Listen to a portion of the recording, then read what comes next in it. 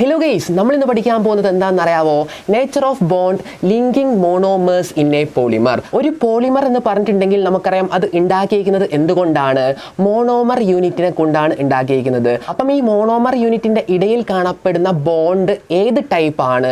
ഇതിനെക്കുറിച്ചാണ് നമ്മൾ ഇന്നത്തെ ക്ലാസ്സിൽ ഡിസ്കസ് ചെയ്യാൻ പോകുന്നത്. അപ്പോൾ നമ്മൾ കഴിഞ്ഞ ക്ലാസ്സിൽ പഠിച്ചിട്ടുണ്ടായിരുന്നു പ്രോട്ടീൻസ് ഉണ്ടാക്കിയിരിക്കുന്നത് എന്തുകൊണ്ടാണ്?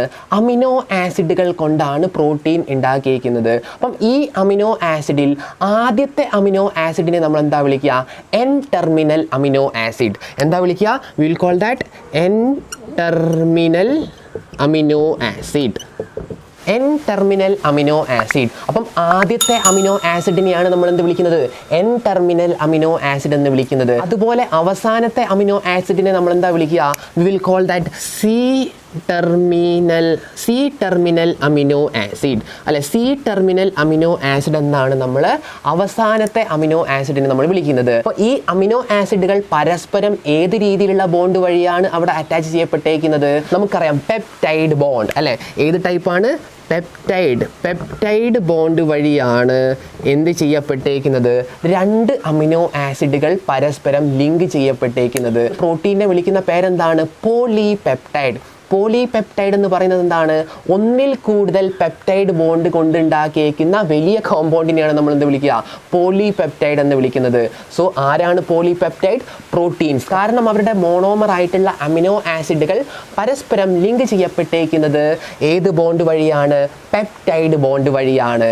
അപ്പം ഒരു അമിനോ ആസിഡ് അടുത്ത അമിനോ ആസിഡുമായിട്ട് എങ്ങനെയാണ് ഇവിടെ ബോണ്ടിങ്ങിൽ ഏർപ്പെടുന്നത്? ആദ്യത്തെ അമിനോ ആസിഡിൻ്റെ കാർബോക്സിലിക് ആസിഡ്, അതായത് COOH, അടുത്ത് വരുന്ന അമിനോ ആസിഡിൻ്റെ NH2 ആയിട്ടാണ് റിയാക്ട് ചെയ്യുന്നത്. അങ്ങനെ റിയാക്ട് ചെയ്യാൻ നേരത്ത് ഇവിടെ നിന്ന് എന്ത് നഷ്ടപ്പെടും? ഒരു വാട്ടർ മോളിക്യൂൾ പുറത്തോട്ട് റിലീസ് ചെയ്തിട്ടാണ് അവിടെ ആര് ഫോം ചെയ്യപ്പെടുന്നത്? പെപ്റ്റൈഡ് ബോണ്ട് ഫോം ചെയ്യപ്പെടുന്നത്. നമുക്കൊന്ന് നോക്കിക്കളയാം എങ്ങനെയാണ് ഈ പെപ്റ്റൈഡ് ബോണ്ട് ഫോം ചെയ്യുന്നത് എന്നുള്ളത്. അതായത് COOH, അല്ലേ? ഈ COOH എന്ന് പറയുന്നതാണ് കാർബോക്സിലിക് ആസിഡ്. അതുപോലെ തന്നെ NHH, അല്ലേ? NH2 എന്ന് പറയുന്നതാണ് അമിനോ ഗ്രൂപ്പ്. അപ്പം ഇവിടെ ഒരു വെള്ളമാണ് എന്ത് ചെയ്യപ്പെടുന്നത്?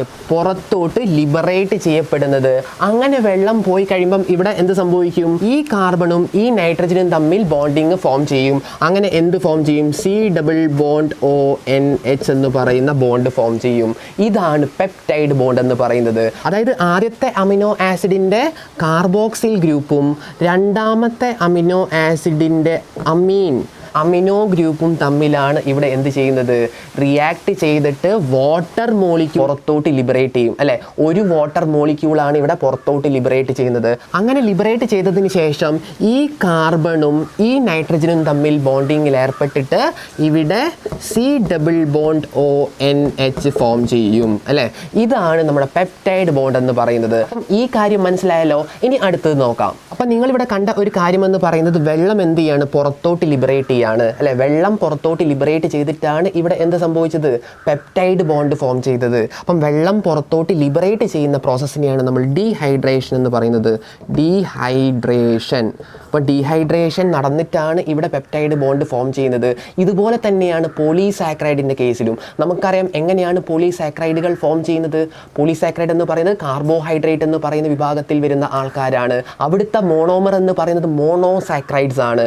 മോണോസാക്കറൈഡുകൾ ഇതേപോലെ ഡീഹൈഡ്രേഷൻ, അല്ലെ, വെള്ളം നഷ്ടപ്പെട്ടിട്ടാണ് അവിടെ അടുത്തടുത്തിരിക്കുന്ന കാർബൺ മോളിക്യൂൾസ് പരസ്പരം ബോണ്ടിങ്ങിൽ ഏർപ്പെട്ടിട്ട് പോളിസാക്കറൈഡുകൾ ഫോം ചെയ്യുന്നത്. അപ്പം ഏകദേശം ഇതേപോലെ തന്നെയാണ് കാര്യങ്ങൾ, അല്ലെ? ഡീഹൈഡ്രേഷൻ, വാട്ടർ മോളിക്യൂൾ നഷ്ടപ്പെട്ടിട്ടാണ് ഇവിടെ എന്ത് ഫോം ചെയ്യുന്നത്?